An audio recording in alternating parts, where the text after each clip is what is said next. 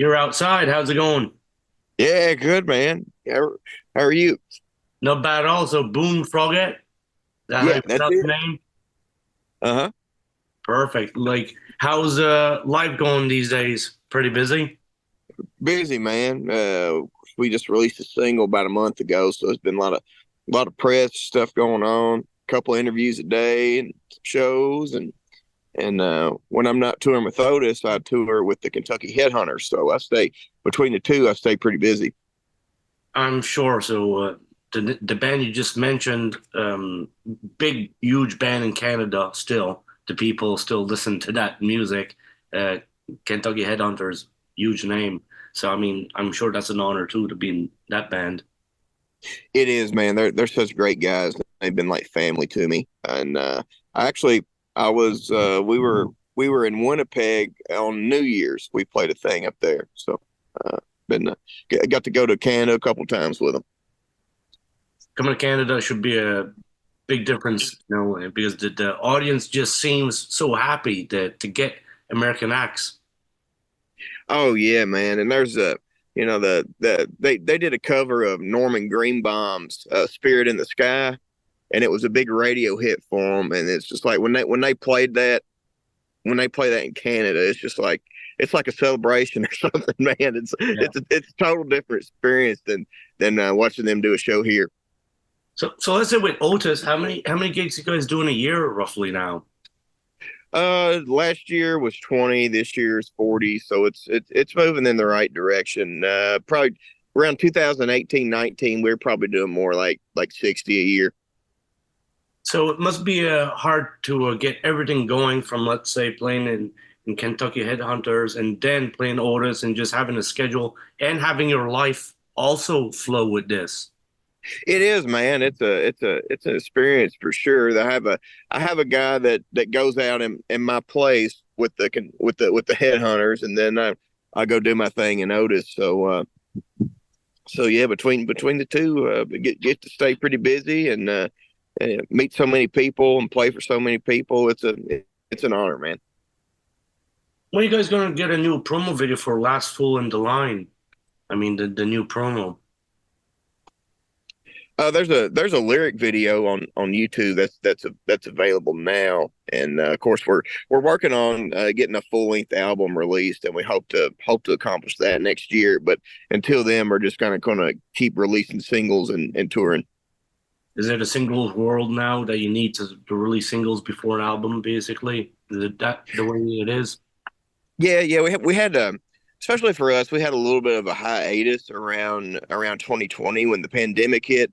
Our original drummer decided that he wanted to stay home and do the family thing, and our original guitarist decided he wanted to play bass for another act. So we brought two new guys into the band, and while that was going on, I had thyroid cancer, had to get my thyroid removed and take some radiation. So by the time we got back to touring, we started back touring in 2023. So at that point, we hadn't released anything in a little while. So we're kind of using these singles as a way to get back out in the industry and working out a new deal with another record label and trying to get a full length out there. I mean, I'm sure blues radio stations picked up your stuff quickly and is enjoying it. Yeah, man, especially with this last single, Last Full in the Line, it's been really great. Joe Bonamassa added us to two playlists on Spotify, Cutting Edge Blues and Cutting Edge Rock. We got mentioned in Tracks of the Week by Classic Rock Magazine, and in 3 weeks we got something like a little over 30,000 streams on the song on Spotify. So we've been received very well. We're proud.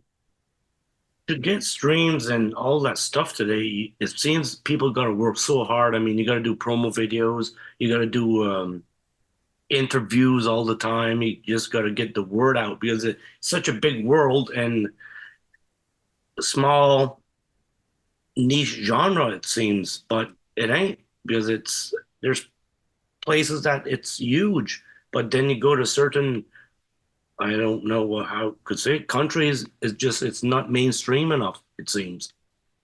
Yeah, man, it's a like you said, it's a niche genre for sure. But there's areas that really love it. Like when we go over to like UK and mainland Europe, and they have such a love and appreciation for it over there. And then there's places here that really love it and appreciate it. And then you go other places, and it's like, oh, all right, another long haired Southern rock band, another another Allman Brothers or whatever. But for the most part, people seem to really enjoy our music, and it's kind of a multi-genre thing to where we can do a lot of different shows with different acts. Like we just played the Iridium in New York City with Wayne Baker Brooks, who's like a legendary Chicago blues player.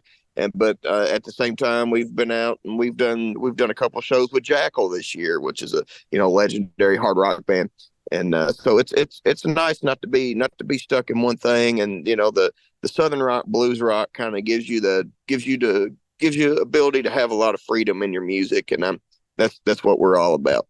And mentioning Jackal, they do carry that blues, southern rock as well as being a hard rock metal band, back in the early 90s. But people still love them too.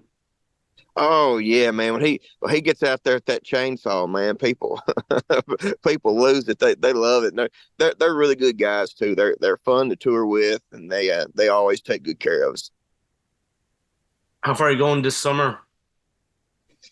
Man, we've been all over. Like I said, we've been to New York City. We're getting ready to do a couple shows with the Kentucky Headhunters. We're coming up to Minnesota with them for a show, and at the end of September, we're doing a thing called GABA Fest, which is the Georgia Allman Brothers Band Association Festival, which is really fun because there's a lot of people that was connected to the original band that come and they hang out. It's just kind of a celebration of all that music, and we're getting to be there for 2 days. We're doing a meet and greet and a record store signing, and then we're doing a late night show at this place called Grant's Lounge, and it was like the legendary like hangout spot in the 70s. So there's pictures on the wall of the Marshall Tucker band, jamming there, and the Almonds jamming there. So it's a real pleasure to be a part of that Allman Brothers band legacy.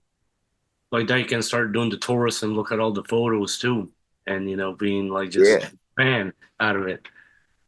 yeah, it's such a cool thing, and we got to go in the spring. We played the Allman Brothers Band Museum, which is the house that Capricorn bought for them to live in the 70s, and they've got all kinds of cool stuff in there. So it's neat to be part of that scene. Incredible, and it's like that. This summer, like almost closing, and you guys, are rocking it out. And I'm sure you're seeing the weather change. How's the festivals and stuff? Because is it always raining now?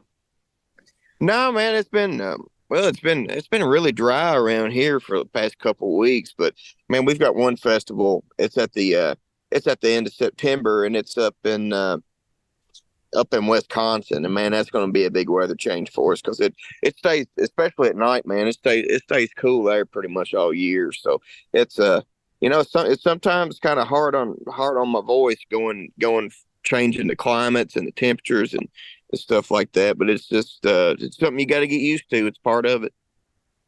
Yeah, like that. If you go to Australia, Japan, Canada, all different temperatures. So Yeah, yeah, it's something to get used to. yeah, for sure. Well, Boone, you have an excellent week and like just rock out, man. You got it, man. I enjoy talking to you. All right. Well, you have a good one, and love the tone you guys have on this album, or song, I should say, that I heard up to now, and can't wait to hear the full album when it's released. Oh, you got it, man. Thank you so much. All right. You have a good one. You too. Okay. See you. Bye bye.